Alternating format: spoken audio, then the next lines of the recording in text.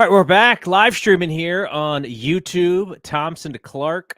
We were off last week from the live stream, though. If you follow the BSPN podcast network in whatever way you listen to podcasts, we had our episode up there last week. We just didn't have it live streaming. It is also on the YouTube channel. Next week, actually, the next 3 weeks. We are not going to be live streaming because we're actually going to be live streaming for Bleacher Report. But those podcasts, the audio and the video, will eventually show up in all of the places. We're just not going to go live. So I just wanted to let folks know about that. And what we might do, because those Bleacher Report shows are generally about a half an hour, is we may do what we did last week, where we do a little bit of an extra with our normal stuff here and add a couple of little segments like Player of the Week, which we'll have today. But do we have players of the week? I mean, really, the way they've been playing, do we really have players of the week? We surely do not have a team of the week, because after I put this out in the ether because I just wanted the Giants universe to understand this. I said, we're going into Boston, good baseball team. We're going into Philly, one of the best baseball teams. Yeah. Just a heads up, guys. Like, this is going to be tough. And I put that out there because I was a little worried. And they went a whole 1-6 on that that 7-game road trip, and they still have Colorado. So, yeah, it was not surprising. There just was not, like, when you play those kind of games and you go into those ballparks and you play on the East Coast, we know all the excuses. Yeah. I wanted to see them compete, and there was very little of that. There was one game where they scored more than 4 runs. Was that the stat that came out? Yeah, that was the Sunday night baseball game on ESPN, and only because Reitz hit a home run in the 9th inning to make it a 5-4 ball game. So yeah, poultry offense. I'm going to start with a quote from our friend here. He is the loves the nickname Farthan for There you go. Don't sugarcoat it though. Don't sugarcoat it. That is from Haruku Hitoki, not from us. The nickname there. And you know what happens is when the team underperforms, you're just looking for scapegoats, right? Oh yeah, 100%. You don't want Bob Melvin to be the scapegoat, because he is supposed to be the savior. He's supposed to be the guy who's different from Kapler and really understands the clubhouse and understands how to manage men on a baseball field like that. Like, if he's the scapegoat, then everything that we undid in the summer is just all for naught. So Melvin's not gonna be the scapegoat. Do you want to scapegoat Matt Chapman? Is it Soler? Is it Blake Snell? Is it Jung-Hoo Lee? It's a little hard because you're hoping that at least, and this is, I'm assuming this is kind of how Farhan does it. It's like, okay, if these guys are at the middle of their career, if these guys are at the median of what they've done in their history, we expect to be better. Mm-hmm. I don't think he expected the 3 of those guys to be poor, and one out of those guys hasn't even really been on the field, Blake Snell, and when he has been, it's been terrible. So you're looking really at the worst case scenario for those guys, for Snell, for Soler, for Chapman, and you're getting the worst possible outcomes so far through a month and a couple of weeks of baseball.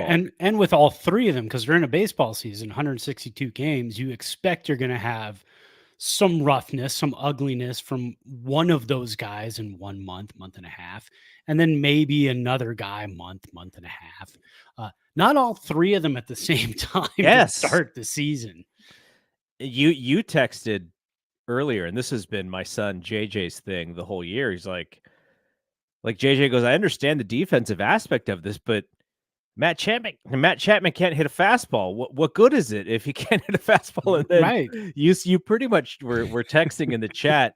You're like, okay, 95, 96, 94. He just didn't come close to any of them. Yeah. Zach Wheeler he knew it by the third time he faced him, and he said, all right, I'm just going to throw fastballs. One at bat, he threw him 4 fastballs and got him to swing in 94, 94, 95, right down the middle. Threw one up and in, just kind of keep him off the plate a little bit. Didn't even make contact. Didn't even foul anything off. Didn't even tick the ball. I mean, nothing. And it was just kind of sad to see because earlier in the game too, same thing. He got him to strike out on a 95-mile-an-hour fastball right down the middle of the plate. And there's not. I mean, Zach Wheeler's a great pitcher. Don't He's one of the best in baseball. Yeah, absolutely. But his fastball doesn't have a ton of movement. And so if you go up there and you're Matt Chapman and you say, okay, he's challenging me with fastballs, I'm just going to sit and wait on a fastball. That could be dangerous against a guy like Zach Wheeler because he's going to drop some off-speed stuff on you and make you look silly. But either way, Zach Wheeler didn't need to go that route. He just needed to throw fastballs down the middle, and that's what he did. Another thing that JJ said that I thought was really interesting, because then I looked and I was like, okay, you're not wrong there. He said, player for player in the starting lineup, I would take every single player at the position over the Giants player at that same position. And like, I mean, there's a couple that could be close, depending on what style of ball player that you like. But if you look at it from that perspective, the Phillies are way better than the Giants, and it doesn't even really look close. Now, as we know, baseball's not played out in that way.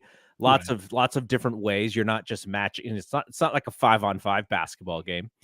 But that is a way to look at the roster and say, is this roster of any value, to a competitive team? And I was harping on this before the season even started, in that, they need one more hitter.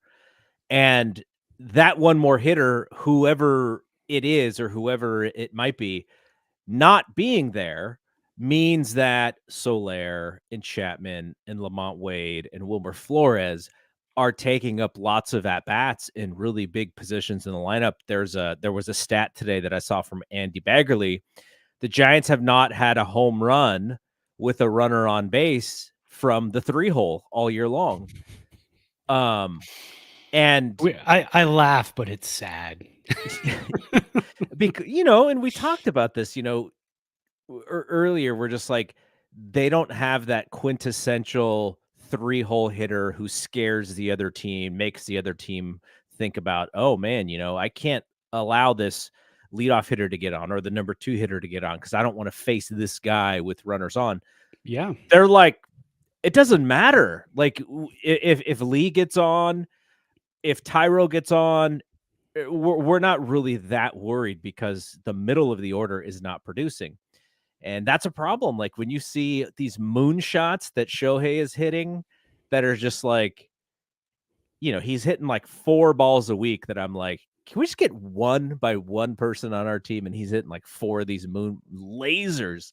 And he hit almost 550 this week. This is like 545 to become the player of the week. I mean, it's and that was the one thing too, is we kept saying, look, if we can sign Shohei, maybe things, that lineup can turn around, things would be different.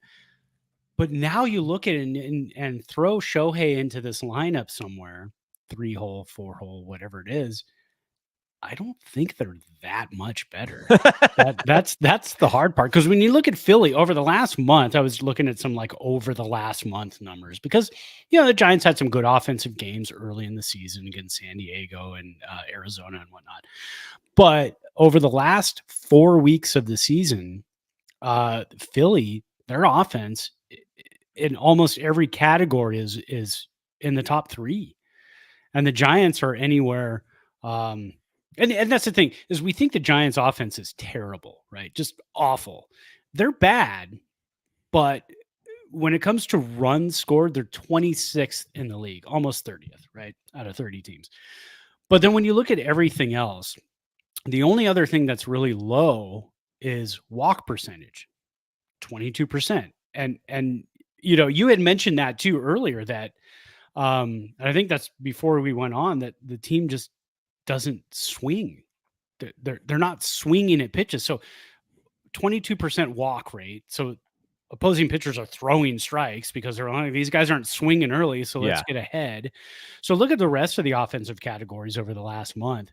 Offensive WAR 12th, okay, not bad. Average 12th, not bad. OPS 18th, getting down there. K percentage only 13th. WRC plus 14th. BABIP 12th.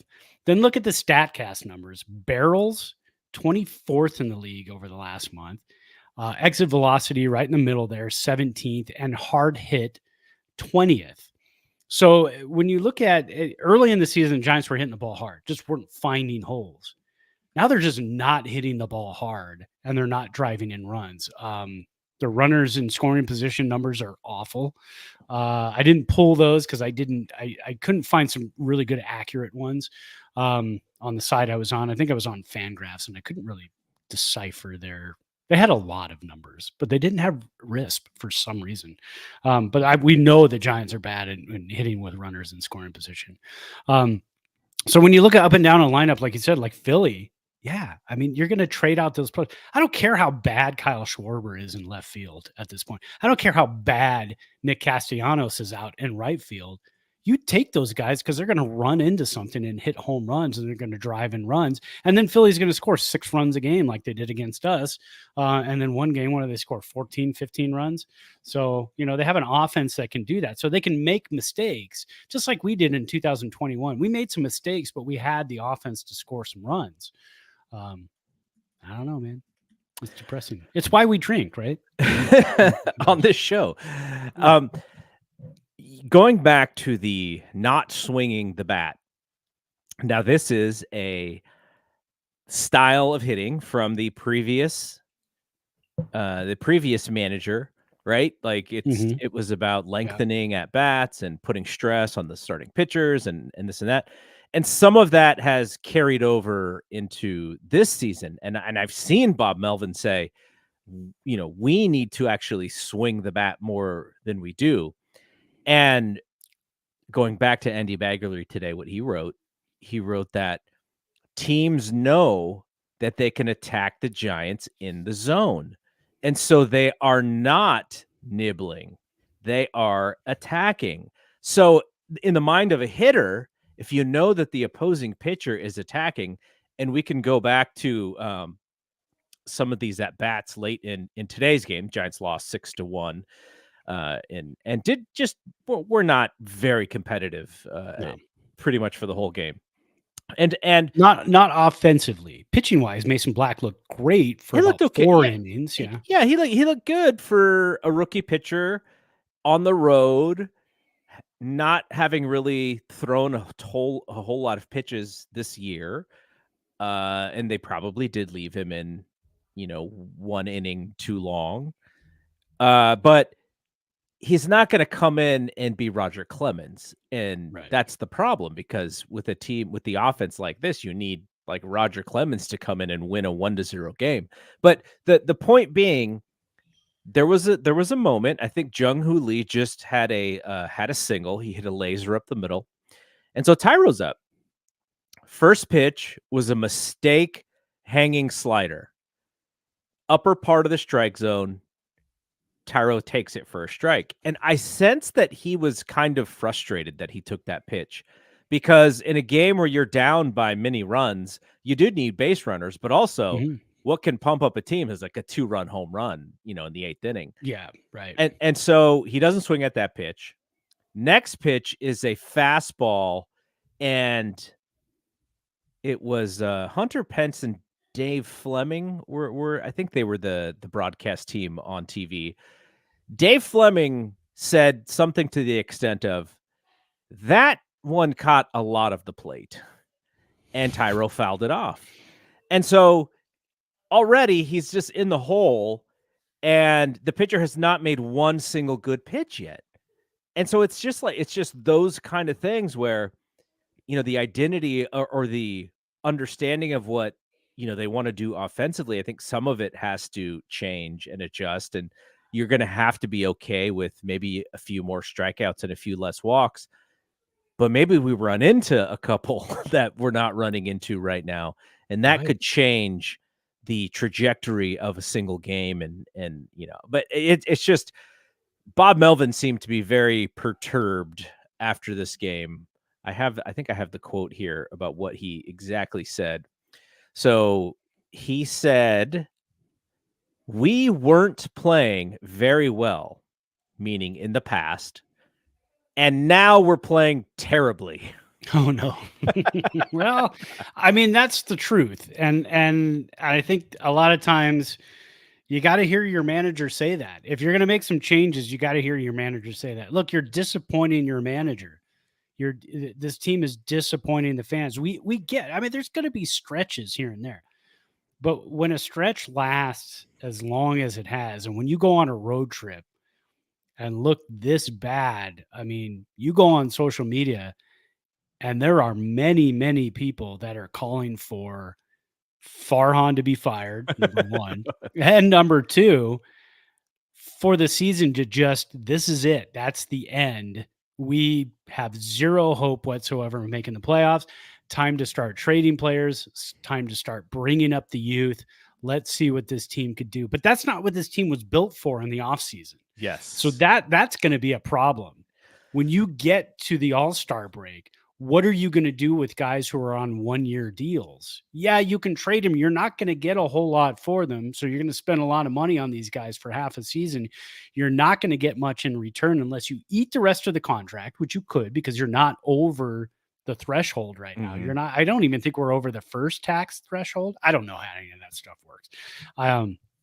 I didn't go into accounting. I didn't take many math classes in college. That's not my thing.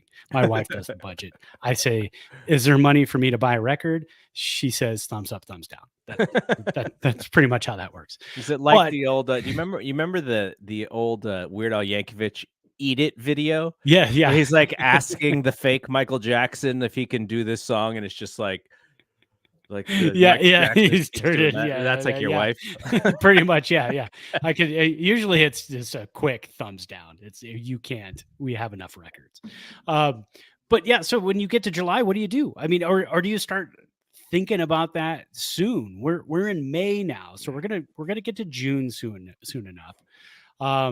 Robbie Ray is going to be healthy enough to pitch in July, possibly. Alex Cobb, we're not sure yet where that situation is going to be. You're going to have a bevy of arms.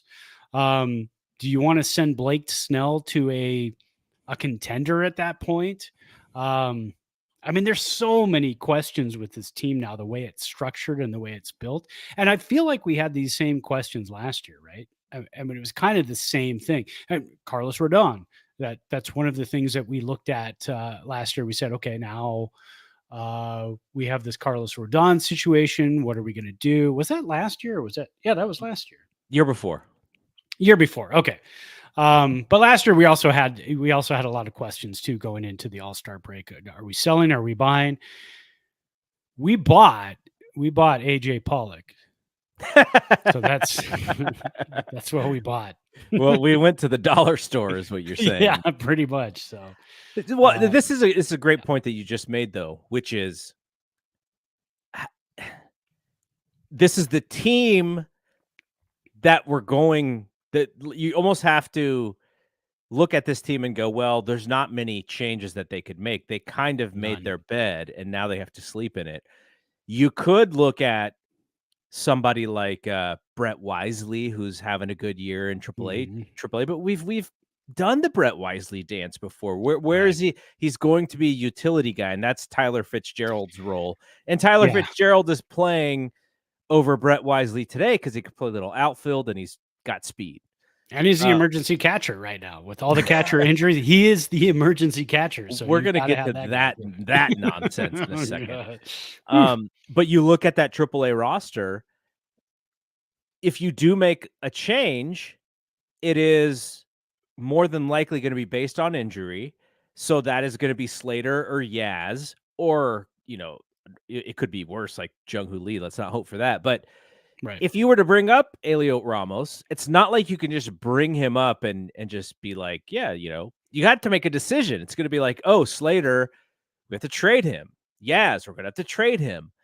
We're going to, unless it's just injury related. So that's not really going to happen. Luis Matos not having a good year so far in AAA. Luciano is like, he's like doing okay. He's kind of doing what he's been doing. He's not killing the baseball like we had all hoped to force his way onto the team and push, Nick Ahmed to the bench. That is not happening. It's just not. And should they just do it anyways? Well, you kind of want to create some, an avenue for success for Luciano. You don't just want to throw him into the wolves and go like, okay, it's like, this is your job and, go for it, win or lose. You hit 220, you're going to stick in there. You want to create opportunities for success for these guys. And Ramos is really like the only one who's tearing the cover off the baseball enough to where you're like, he's kind of trying to force his way up here, but then you got to make a roster decision and look at their roster, the roster decisions that they've had to make of late. Like this stuff cannot have been fun for Farhan and Pete Putila, because Patrick Bailey gets dinged on the face mask and they pull him out. They're being safe. You have to do that in baseball today. You cannot let a catcher who gets dinged up just play. Like, it's just not, it's not Right. 20 years ago or even 10 years ago. So he has to come out. And so your backup, the man that you paid a decent amount of cash for and who you had to trade Joey Bart for because there's no more room, Tom Murphy, they play this game on, was it Friday night or Saturday night where it's raining and they delay the start and the field sucks and Murphy gets hurt. He sprains his knee, so he's going to be out like a month or two. And so you're already down to your second catcher and you lose two catchers in a matter of days. And now you're doing this dance where you're like, oh, Jackson Reitz and Blake Sable, come on down. And I have Blake Sable is a fun guy to root for. I like watching him hit the baseball, but I can't imagine any of those pitchers are like, yep, I want to throw to that guy. Right? It's different. It's like, oh man, I have to kind of be a little perfect here because he doesn't have that much experience behind the plate. And so now you have, two catchers who are essentially quadruple A ball players. And this is not to say they shouldn't have traded Joey Bart, because as of like a couple days ago, Joey Bart hadn't had a hit in like a week and a half. So right, and you're not going to start the season. I mean, you did start the season with three catchers, but you're not going to hold on to three catchers because you need pitching early in the season. You have to have pitching on your roster, on your 26 man to start the season. So Davis makes a great point. And I actually think this works in the Giants' favor a little bit. Davis says this is a money to blow team. They couldn't get who they wanted, so why not spend huge amounts on 1 to 2 year deals, because the money would have just sat there. And not only would the money have just sat there, but this fan base that has been waiting for this team to make a big splash would have been even more frustrated than not. Now, the flip side is this could have been the 1986 Giants, and you bring up all the young kids and just let them all play. Right. There is no Will Clark or Robbie Thompson sitting in the minors right now. Like, those guys were special at that young of an age. And Luciano and Matos, those guys have opportunity to be special, but they didn't have the seasoning. Will Clark spent 3 or 4 years in college, like killing the baseball against high level college pitching. And so when he came into the league, it's like, yeah, he's almost ready coming out of college. Robbie Thompson played in the minors for several years coming out of high school, I believe. So those guys were ready, and you just needed to roll the ball out there. These guys that we have today, they're a little bit more on the, the risk reward side of things. And you don't want to just throw them out there and let them just fail at this big league pitching. We'll not say anything against Will and Robbie, but we'll probably faced a starting pitcher 3 or 4 times almost every single game. And today's baseball is different, where you face the guy twice, and then the next 2 at bats, you're facing relievers who throw 97. Like, it's just a different baseball game. So you have to be a little bit more careful with those guys. But no, it's a great point by Davis. Mhm. Like the flip side is you don't spend any of that money. Nobody takes your money. And then, what do you have but just this young team who is probably closer to who the Rockies are or the White Sox are than even where they are right now. Well, and they were going to spend that money too because Farhan could be on the way out. I mean, Yes. this was the season he had to spend the money. He had to get a roster with with players that would bring people to the ballpark to get them excited. And don't get me wrong, yeah, hey, we were super jacked when we got Chapman, when we got Snell, when we got Soler. We were the possibilities. We were looking at the possibilities. We're very excited. I'm still excited for the potential that could be down the line. I think we can play. Obviously, I know we can play better baseball. Can't play worse You than the can't play start. worse. At least I don't think so with the No, roster. absolutely not. And if players start clicking, and especially if Mason Black becomes better, Kyle Harrison becomes better, um, Jordan Hicks continues to be as good as he is. He's had a couple of rough outings lately. Logan Webb gets right. Again, he had a sinus issue. Keaton Wynn had a sinus issue. Both those guys, you go on I don't know. I've lived with sinus issues my entire life. Sinus infections. I've had Yeah, sinus they surgery. suck. It sucks, man. If you bend over to pick up a ball, your head feels like it's going to explode. So I get it. This is rough stuff. Then you're on an airplane. Then you're on the East Coast. You're not sleeping in your own bed. You're not getting the right rest. It's ugly. I'm not making excuses, but it's not fun. So when those guys can get right, if the pitching is there and this team could score 4 or 5 runs a game, it's a competitive team. But when they're scoring 1 run a game, and again, like the article I was reading, I can't remember who it was. I think it might have been Baggerly, but talking about how you look at the changes that Philly made during that rain game, right? They were able to take guys out and bring guys in and give them some playing time.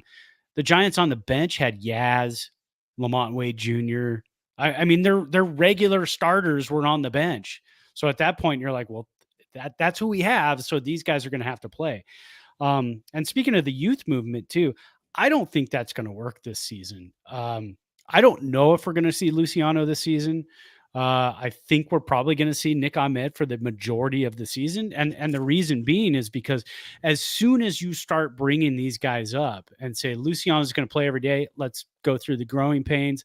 Let's just let him work it out. All of a sudden, externally, Matt Chapman, Blake Snell, all those guys are going to be great about it. They're professionals. They're going to take him in and let's say him and Matos is in right field and they're working through growing pains. But internally, they're going to know that's it. That we kind of threw in the towel and we're seeing what these guys have for next year. I'm not going to be here next year, but I'm going to continue to play baseball, but the level might not be the same of the intensity. But again, these guys are professionals, so who knows? But I think you signal to everybody when you bring up a couple of young players to let them play every day, like we did last year. We knew that. We didn't have anybody else. It's not like we had a Chapman or a Blake Snell. You had to bring the young guys up and just let them go at it. I don't know if you can do that this season without signaling to everybody that, hey, we're throwing in the towel this early and let's just see what we've got and start building for next season. Because again, I keep hearing the calls for Casey Schmidt. He's having a great season, right? In AAA, he's playing pretty well. Yeah, but if he comes up, where's he going to play? I mean, you're not going to play him over Chapman, and you're not going to play him over Nick Ahmed at this point. That's going to be Luciano if you even go that route. I mean, you could if you were done with Nick Ahmed, you could play Casey there. But I don't know if he's been working out there at AAA at all because that's not that's not the position that he's best at. So you're putting him in a little bit of a, he's not at his strength. You're putting him at a weaker position. So a couple of other things. Mason Black today makes his big league debut. Mm-hmm. He's somebody who Giants fans, you're going to want to keep an eye on. And for the first 3.5 innings or whatever it was, he showed you why. He did a really good job. And then, I don't know why he was pitching to Bryce Harper necessarily, but that was the moment that you kind of want to take back, and what happened is what happened, and That all of was a tough sudden, because he had seen in the first at bat, he had seen that fastball. He'd struck out on that fastball looking, but it started in on him and pulled back over the plate. Now you throw it to him on the first pitch. What do you think? What do you think Harper's looking for? Because the second at bat, Harper's looking for that fastball, but he throws him a changeup. So he's way out ahead of it and he pops it up, gets the out. Bryce Harper comes up third at bat. He's looking fastball. He's looking for that same pitch. Mason Black throws it directly over the plate, gets a huge amount of the plate, and it's right up in Bryce Harper's hit me zone, and he cranks it out. So if you start him out with a changeup down, he's still going to be looking for that fastball, but at that point, you nibble, you have a base open. It was just kind of, it was an ugly at bat. But again, Mason Black is not facing Bryce Harper's in AAA. no, not This at is all. how he's going to learn. So Now, the flip side of putting Mason Black on the 40-man is that you had to DFA Dalton Jeffries, who had a few opportunities this year and just did not pitch particularly well in those opportunities. I don't think that they thought that he was going to be an anchor to the team in any way. He was kind of like a guy who, they liked him, but he was going to be a swing guy. He was exactly what he was. They need someone to start. Oh, Dalton Jeffries is here. And, he did not make the most of his opportunities, but it's freaking hard, man. Baseball's hard. it's a tough game, man. It's a tough game. And when you played for the A's and then you hop over and you're playing for the Giants, and you're not pitching every fifth day. Yeah. That's difficult, man.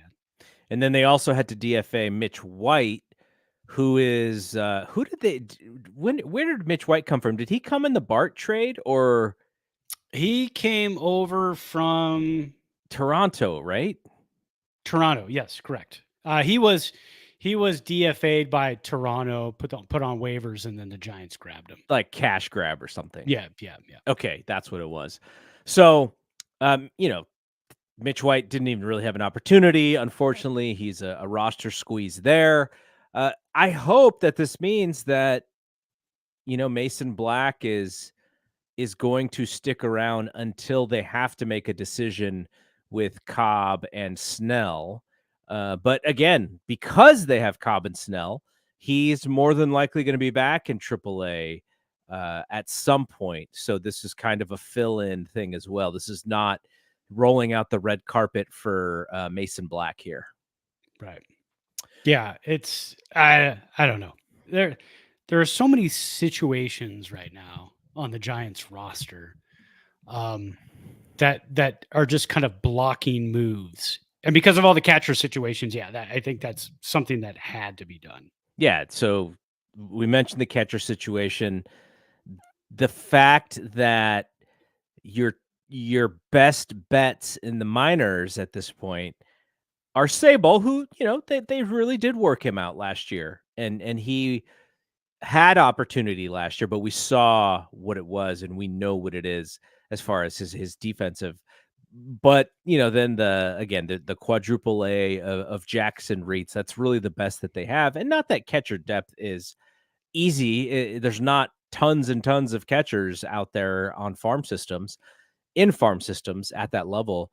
I just found it to be like either dumb luck or I don't know what you would even call it. Like how can you lose two catchers in a matter of days? Like it's just freaky stuff. Yeah. And you just hope that I think I said to you the other day, we have to be the unluckiest team in the majors. Yeah. But then the other thing about that is when you are a middle of the road ball club, that luck stuff can change, can change really quickly for the good and the bad. When you're a good baseball team and you go through a little bit of bad luck, talent wise, you can probably be okay with it and it won't overwhelm you. But man, it can definitely change the trajectory of your team if you're not that good of a baseball team. So unfortunately for the Giants, you throw in the bad luck, you throw in the middle of the road start, you throw in a lot of the adjustments from last year, which is why the beginning of this season we were very optimistic about the team. It's like, let these guys play. Let's get a month full of games under their belt. They need to gel. They need to kind of grow together, and then let's figure it out. And so this week was like our first week of let's figure it out, and it was a terrible week. So unfortunately, that was quite a bummer. But I'm not, this is not the podcast for you if you're like, this team is the worst team in the history of baseball, and I'm quitting and I'm not watching baseball ever again. There was this historically, my friend Darren Reyes reminds me about this every once in a while. There was this Twitter account in 2010. The Giants had lost a game. They were sort of competitive for the majority of the season, but there were moments that season where they're just like, they're so up and down, and then they catch fire and they win the division. But there was a game that they had lost in true torture fashion, and this one Twitter account was like, I can't do it anymore. I'm done with this. This team is just like, I just can't do it with this team anymore. And I think he like deleted his Twitter and just like quit the team. And this is the year that they won the World Series. So nobody do that. I'm not saying the Giants are going to win the World Series this year, but I do expect them to be way more competitive than they have been. And it's going to have to start with their situational hitting. You cannot take, like, if the teams are attacking you, especially with fastballs, like you need to see that. You need to realize that. You need to start swinging a little bit earlier in the count. Yeah, and like you said too, yeah, we're not the team that's gonna, or we're not the podcast that's gonna sit here and just crank on the team the whole time. No, because we love our team, and not only that, we love baseball. We just want to see good baseball. We want to see this team turn it around and win some games, go on a win streak. You can go into Colorado and you can write your offense, right? I mean, that's the place to do it. Guys are going to hit home runs. Jung-Hoo Lee's probably going to hit 3 home runs this series, right? 3-game series. He's going to Colorado. In Colorado. You think his balls that are just like dying at the warning track, those things are going to get up a little bit? 100%. Tell JJ that's happening. Your son he calls him what does he call him? Warning track power. Yeah, warning track power, Jung-Hoo Lee. But yeah, so you can go into Colorado, you can write your offense, but then when you come home, you have to continue that offense. So I'm not going to be sold if this team goes in Colorado and scores like 8 runs a game. It's Colorado. Yeah. But if they come home, if it gives you a boost of confidence and you come home and you start hitting the baseball at home at Oracle and start scoring some runs, that's great. And selfishly, I want them to get on a hot streak before we go see them in July. Yes. And you're going to be seeing them next week, right? I'm going to Giants Dodgers on Tuesday, which at this point could be ugly. I hope not. It could not be a fun game. I mean, there's a possibility. Yeah, it could be like your last game that you went to. But let's not do that. You know who needs to be ready is Blake Snell, because he historically pitches very well against the Dodgers. Yeah, so we need to get him right. Let's change the tempo of this podcast. Let's change from frustration to a little bit of joy, because the Say Hey Kid had a birthday. Recently. Was it today? Is today his birthday? I think it's today, yeah. Or is it tomorrow? I can never remember. Willie Mays is today, May 6th. Yeah, Willie Mays is still just a joy of Giants fans, New York Giants fans, San Francisco Giants fans. They're doing that game. Is the game in Birmingham where they're playing the Field of Dreams game? I don't know. I believe so. And that's going to be so awesome when he gets to go, and hopefully he gets to go and join the team in Birmingham for that Field of Dreams game. That's going to be a lot of fun. But yeah, just wanted to shout out to Say Hey Kid. He is still going strong, and we saw that documentary, was it last year or the year before, about him that was really good. I think that's still on HBO Max. Yeah, HBO Max. That's a good one. Dyersville. Okay. Dyersville, Iowa is what I am reading. So is that where the Field of Dreams game is? That's where it's going to be. Yeah. Okay. Yeah. All right. A couple of other things before we get to our player of the week. We mentioned Blake Snell. Sounds like he threw. I don't know if it was a bullpen today or it was like some sort of inter squad game or something. But I think he's going to throw live batting practice next. They really need him to be not only to rejoin the rotation, but they need him to be straight. Like he can't like Right. that turn in the rotation, which is his spot, has got to be like the worst war spot in baseball right now for a rotation spot. Like they're just getting killed every single time his turn in the rotation comes around. So they really need him. They're paying him a whole lot of money. He's got to get right. He's generally like a second half kind of player anyways, but I think we even need him to turn up even earlier than the second half of this season because you look at Logan Webb and you mentioned already that he was kind of pitching ill, had the sickness. And going back to sort of the unluckiness, he's about to get out of an inning and he breaks, I forget the batter's name. He breaks the dude's bat. The bat comes flying towards him.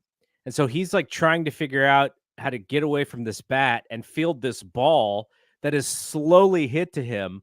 And he kind of picks in the middle and it goes underneath his glove and the guy gets an infield hit. And that just kind of sets like the tone for Philadelphia to score some runs. So it's stuff like that.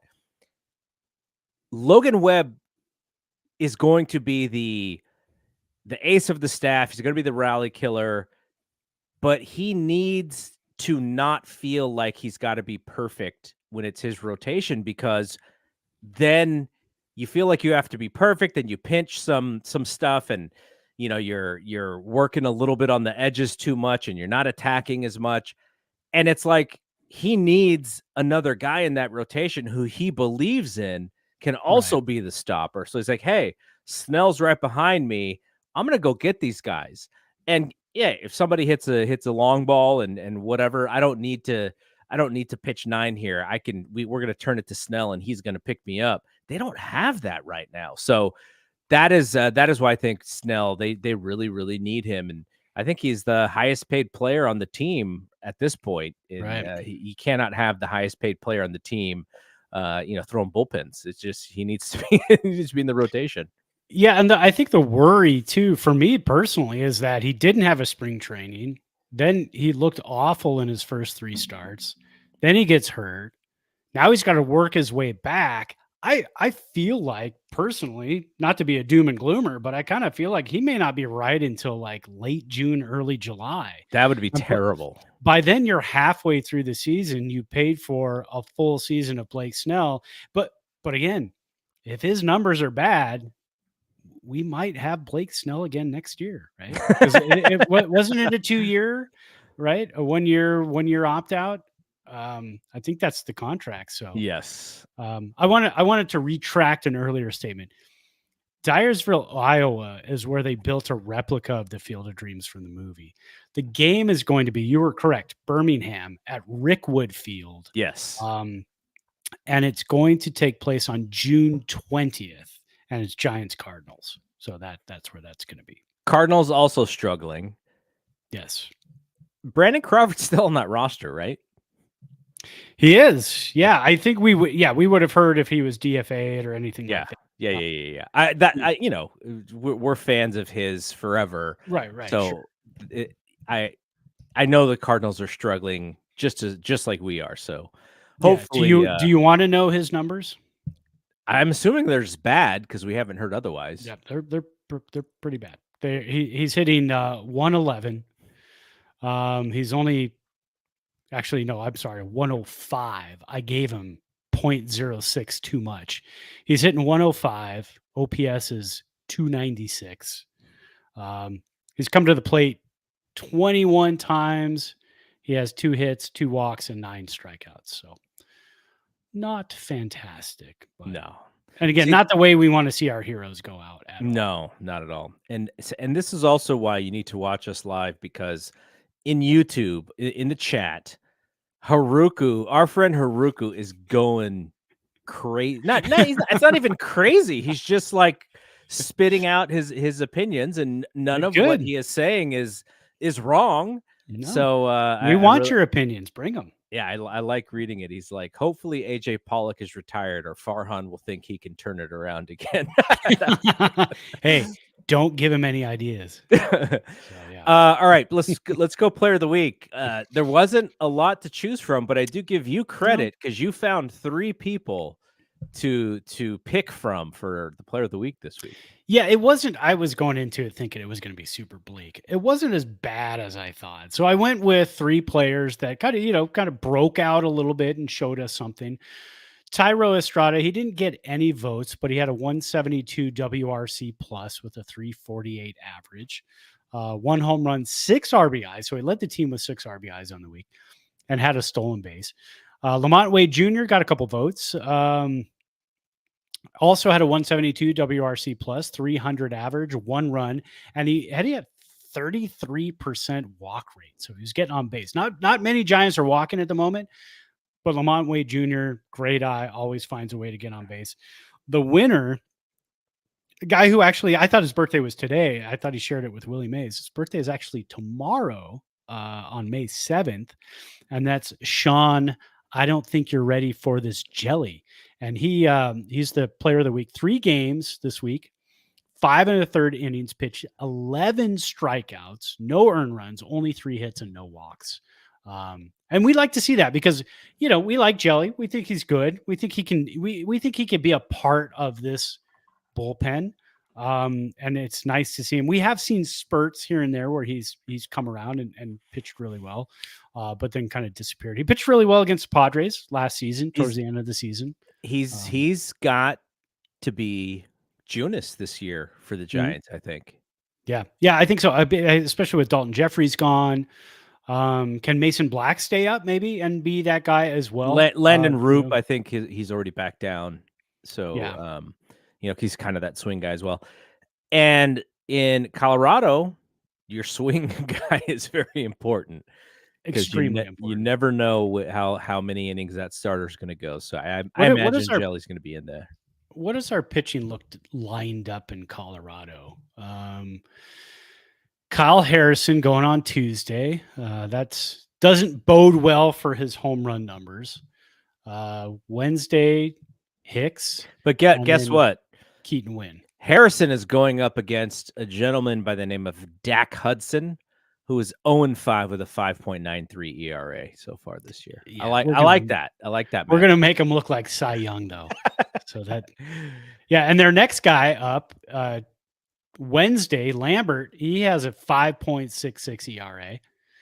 And then the great Cal Quantrill on Thursday, he's got a 4.31 ERA. So it'll be interesting to see how Hicks's sinker works in Colorado. There may be some opportunities for him to just be like, screw this sinker, I'm reaching back for this 98-mile-an-hour fastball. That, and he might just lean on the 2-seamer and the 4-seamer. It's going to be tough too because Keaton Wynn's going to throw on Thursday, and all the talk for years and years and years has been, if you're a splitter guy, if you're a changeup guy, it doesn't bite in that altitude. So that's going to be another interesting one too, man. The bullpen is going to get taxed. Yeah. So I'm kind of curious what kind of moves happen before the game tomorrow.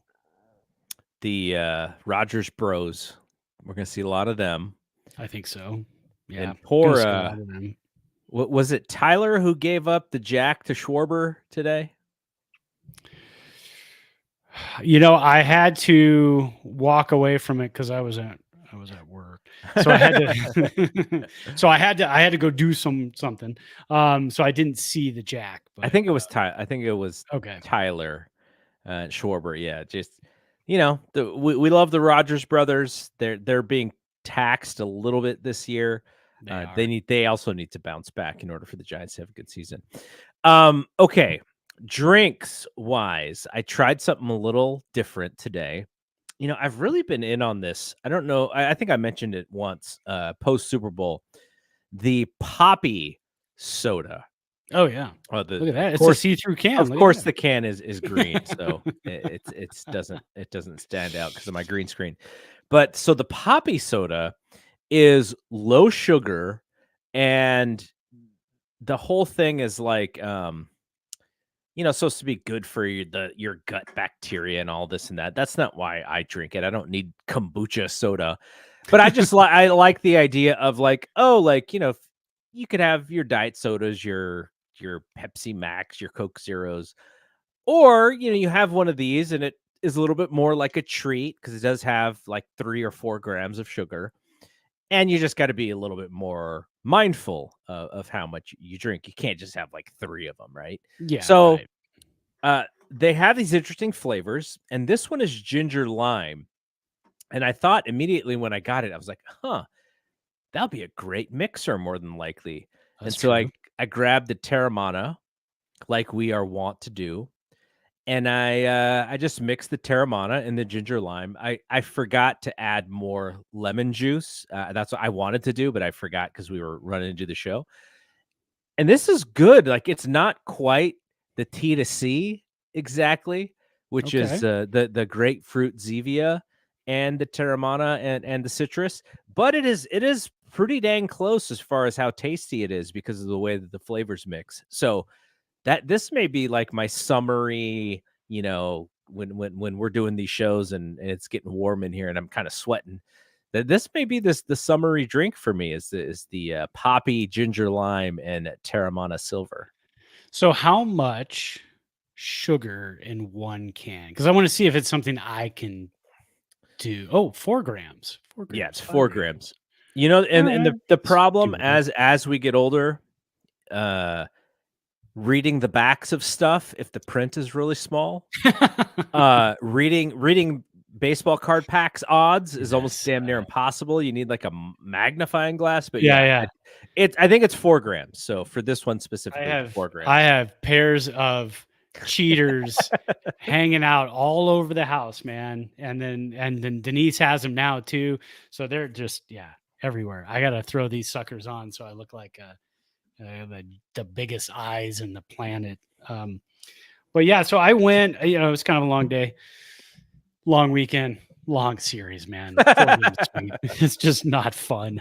So I went, and I'm almost out, but I went with the Evan Williams Black. Just my standard. I always keep it in the cabinet at all times. I think right now at our local grocery store, you can get a 750 milliliter of it for like $12.99. So it's always a good price. But blind taste test, it always blows, so many other bourbons out of the water. So if you need something in the cabinet just to like, hey, I need a slug, had a rough day, and you don't want to break out the good stuff, then that's the way to go. So then you could pour a little bit more because it's only 43%.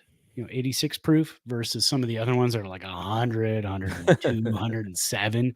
Yeah. So if you could pour a little bit more, put a couple ice cubes in there and really just kind of sip on it the rest of the night. So there you go.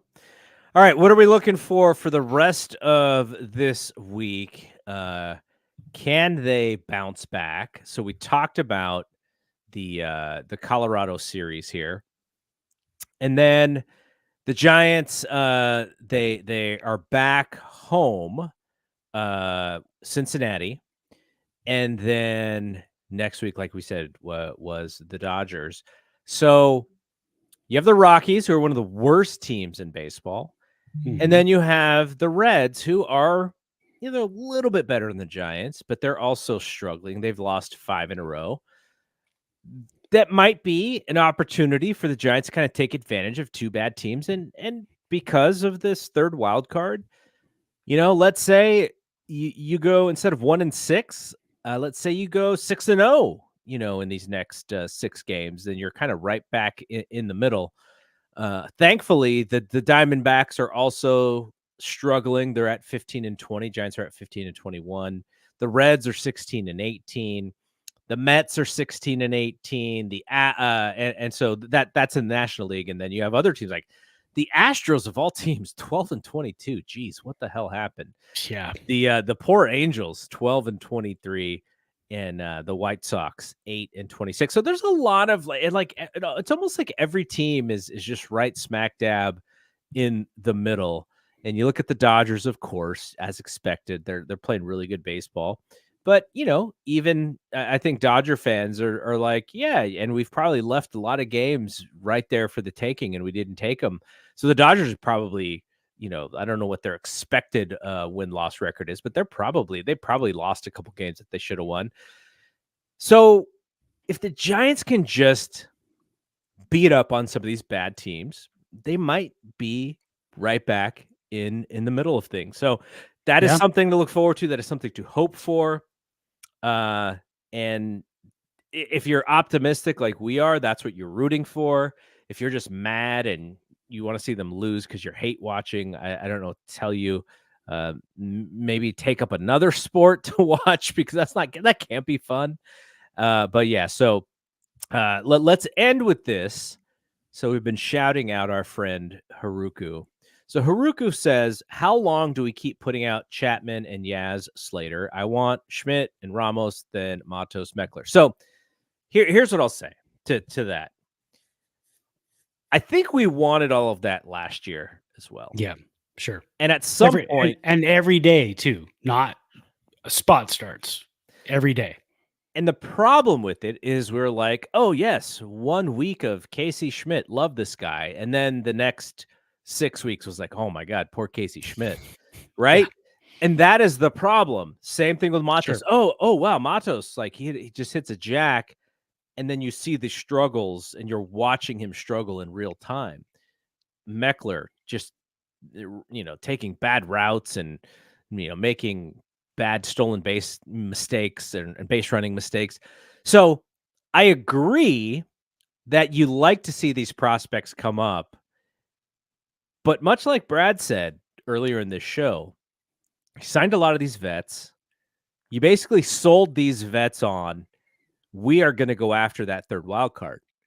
And if you don't go after that third wild card, those vets, those agents are like, they weren't really truthful with what they told us and why we signed here. So you owe it to those guys. You owe it to the veteran roster to go for it. Now, to Haruku's point, there is a point in time where, if we're in July or August and these guys are 20 games under 500, then you go, yeah, who gives a crap? Like we invested, we played you guys. Now we're going to play some of these young players. That time is not yet. It could be.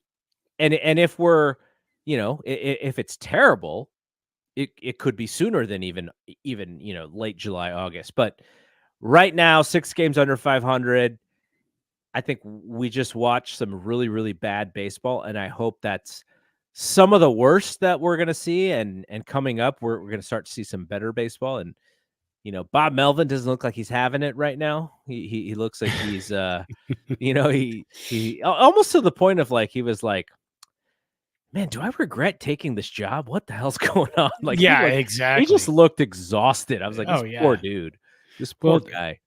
To your point, I just want to throw out a scenario, and I love Elio Ramos. I'd love to see him play every day up in the majors. I'd love to see him get a chance. The problem is you have to DFA or trade, like you said earlier, Slater or Yaz. Once you do that, you bring in Ramos. He's going to have to play every day or every game against left-handers. Yep. So let's say at that point you would get rid of Slater. So it would be Yaz and Ramos. What if Ramos goes 0 for 30 and strikes out 15 times? Now where do you turn? You're out of options. Slater is at least a professional hitter who has played in the major leagues for years. Any manager who's been around for a long time is going to put his trust in that guy, meaning Slater, over Elio Ramos any day if you're anywhere close to possibly winning something, getting into a playoff spot, anything like that, because otherwise you're like you said, you're just kind of throwing it away at that point. And there may be a time, like you said, there may be a time in July. Let us hope. Let's hope this time is not now, and let's hope that we turn it around. So again, I just want to remind folks, next week We are recording live on Bleacher Report, 12 noon Pacific on Wednesday. And then the following 2 Wednesdays, same time, same place on Bleacher Report. So no live streams in this feed for the next 3 weeks, but the videos of those shows will be up on the YouTube channel. The podcast will be in the podcast feed, along with our little bit of extra that we'll throw in there. So that is going to be the schedule for the next month. I will be at the ball game on next Tuesday, so we'll have some stuff for Wednesday's show about what I see. This is going to be my first time seeing Shohei play live, which will be pretty exciting. Yeah, as much as I'm just so disappointed in him as a human being for taking the Dodgers money and not ours. But it'll be cool. Like he's the most exciting player in the game right now, I think, as far as like notoriety and celebrity. Maybe Acuna, and there's a lot of really good players, but he's kind of the guy right now. So that'll be fun. Yeah. All righty. We will see y'all next week on Bleacher Report and in the podcast feed and such. And live, we'll be back here live streaming in a month. So for Brad, I am Double G. We will see you when we see you. Peace out. Peace.